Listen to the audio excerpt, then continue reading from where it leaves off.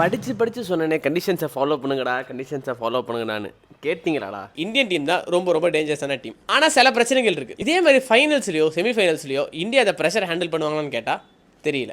India ஏன் தோத்தாங்கன்னு தெரிஞ்சுக்க முன்னாடி பேஜை ஃபாலோ பண்ணிக்கங்க. இதை தான் நான் அன்றைக்கே சொன்னேன். என்னதான் இந்தியன் கிரிக்கெட் டீம் இருக்கிறதே ரொம்ப ஸ்ட்ராங்கான டீமாக இருந்தாலும் கூட இந்தியாவுக்கு எக்ஸ்பீரியன்ஸ் ரொம்ப கம்மியாக தான் இருக்குது. இந்த மாதிரி குரூஷியல் மேட்சஸில் சோக்காருக்கு நிறைய வாய்ப்புகள் இருக்குது. இந்த தப்பை தான் ரொம்ப நாளாக பண்ணிட்டு இருக்காங்க. அதே மாதிரி உண்மையாக ஒரு மேட்டர் சொல்கிறேன். இத்தனை பைலாட்டர் சீரிஸாக இந்தியா தோக்காமல் ஜெயிச்சிட்டே இருந்ததுக்கு காரணம் யார் அப்படின்னா இந்தியன் பேட்ஸ்மேன்ஸ் கிடையாது, இந்தியன் பவுலர்ஸ் தான். வருண் சக்கரவர்த்தி, குல்தீப் யாதவ், ஜஸ்பிரீத் பும்ரா, ஹர்ஷ்தீப் இந்த மாதிரி ஸ்ட்ராங்கான பவுலிங் லைனப் இருக்கும்போது என்னதான் இந்தியன் பேட்ஸ்மேன்ஸ் ரன் ஸ்கோர் பண்ணாலும் அதை டிஃபெண்ட் பண்ணுறதுக்கு பவுலர்ஸ் இப்படி இருக்காங்க. அதனால தான் இந்தியா இத்தனை நாளாக ஜெயிச்சிட்டு இருந்தாங்க. பைலேட்டரல் சீரிஸ் வேற, வேர்ல்டு கப் வேற, அதில் இருக்க ப்ரெஷரே வேற.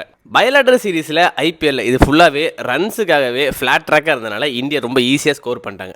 அதே இது கொஞ்சம் நின்று வர பிச்சில் கொஞ்சமாச்சும் ஆங்கர் பண்ணி விளையாடணும். திலக் வர்மா கிட்ட அந்த மாதிரி இன்னிங்ஸை நான் எதிர்பார்த்தேன். திலக் வர்மாவும் ஃபுல் அட்டாக் மோட்லேயே இருக்கனால, இந்தியன் அப்ரோச்சும் அது அட்டாக் மோட்லேயே இருக்கனால இந்த ஆங்கரிங் இன்னிங்ஸ் ரொம்ப கம்மியாக இருக்குது. இன்னும் 2 மேட்சஸ் இருக்குது. இந்தியா கம்பேக் தர நிறைய வாய்ப்புகள் இருக்குது.